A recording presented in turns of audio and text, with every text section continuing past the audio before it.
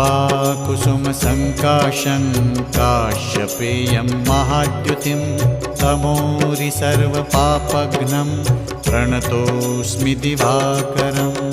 ॐ ह्रां ह्रीं ह्रौं सः सूर्याय नमः।